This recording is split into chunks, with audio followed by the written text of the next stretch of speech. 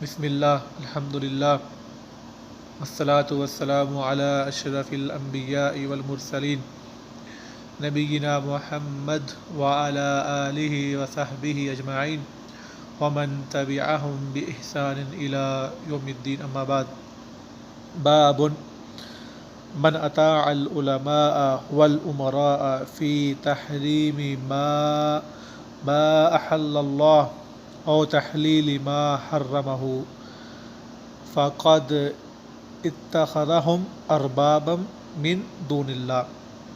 آج کا جو ہمارا بیان ہے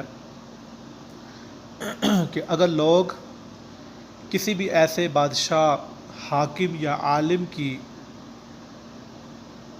ان چیزوں کو مانیں کہ جس کو اللہ رب العزت نے حلال کیا ہے، اگر وہ ان کو حرام کرتے ہیں، یا جس کو اللہ نے حلال کیا وہ اس کو حرام کہیں، تو ایسے بادشاہ یا ایسے حاکم یا ایسے عالم کی بات کو ماننا اسلام میں جائز نہیں ہے۔ اور یہ ایسے ہے کہ جیسے ہم نے اس کو اللہ کے سوا جو ہے ہم نے اس کو رب مان لیا۔ رب اللہ تعالیٰ وہ ایک ہی ہے، اور اسی کے پاس یہ اختیار ہے، اللہ کے پاس، کہ جس چیز کو اللہ نے حلال کیا ہے وہ حلال ہے، اور جس کو اللہ نے حرام کیا ہے وہ حرام ہے۔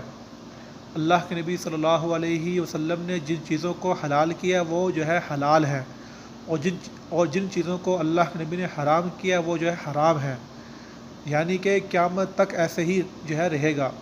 کسی بھی بادشاہ، حاکم یا عالم کی جو ہے بات کو ہم نہیں مانیں گے اگر وہ اللہ کی حلال کردہ جو چیزیں ہیں اگر وہ ان کو حرام کہیں، یا اس کی حرام کو وہ جو ہے وہ کہہ کہ جائز ہے، تو ایسا کرنا اسلام میں حرام ہے۔ اور یہ کام تھا یہودیوں کا اور جو عیسائی تھے، کہ انہوں نے یہ کام کیے تھے۔ ہمارے اسلام میں جو اس کام کی جو ہے گنجائش نہیں ہے۔ وآخر دعوانا ان الحمد للہ رب العالمین۔